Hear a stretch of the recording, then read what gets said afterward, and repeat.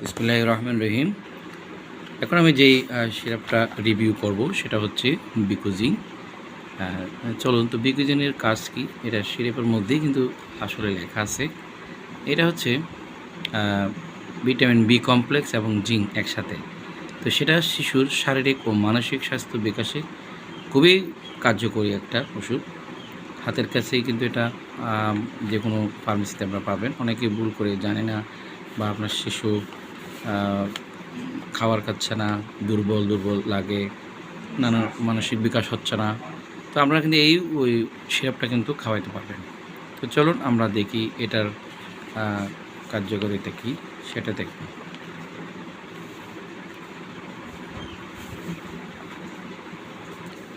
তো এখানে আমরা মাত্রা ও সেবনবিধি দেখব।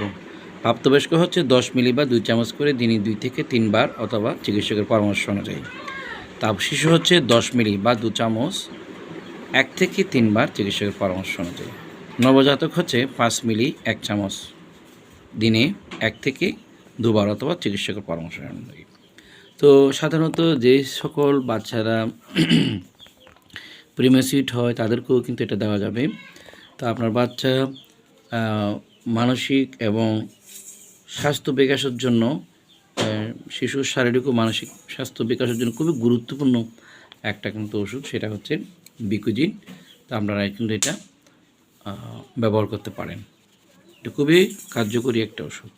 তো ব্যবহার বিধিটা আমরা এখানে স্ক্রিনে দিলাম, আর একটু আপনারা দেখে নিতে পারেন। প্রাপ্তবয়স্করাও কিন্তু ওষুধ যেটা পাওয়া যায় সেটা খেতে পারেন। 1 থেকে 2টি ট্যাবলেট দিনে 2 থেকে 3 বার। ঠিক আছে, এই তো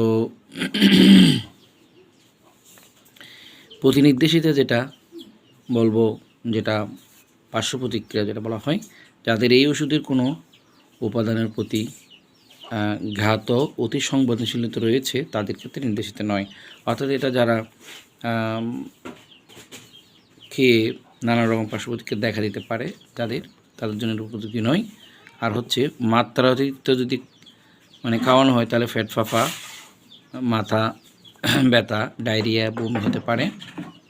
ঠিক আছে, তো সেক্ষেত্রে দ্রুত জরুরি চিকিৎসা ব্যবস্থা নিতে হবে এবং বমি রোধক ওষুধ সেবন করতে হবে। ধন্যবাদ সবাই, ভালো থাকবেন। এরকম আরও নতুন নতুন ভিডিও পাওয়ার জন্য আমার চ্যানেল সাবস্ক্রাইব করবেন এবং পাশে থাকে বেল আইকন ক্লিক রাখবেন।